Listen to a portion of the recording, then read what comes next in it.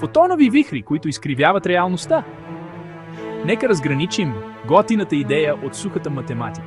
Започваме с циркулиращ кръгово поляризиран фотонен лъч, който създава силно въртящо се електрическо поле, който създава силно въртящо се магнитно поле.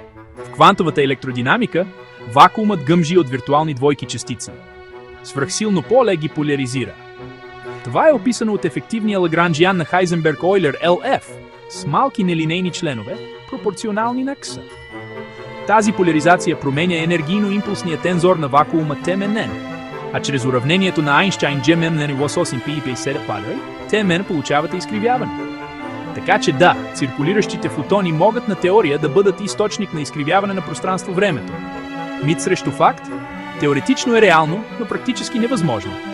Нужни са полета от порядъка на 10^-11 вълна. Край на историята. Ако ти беше интересно, последвай за още кратки науки.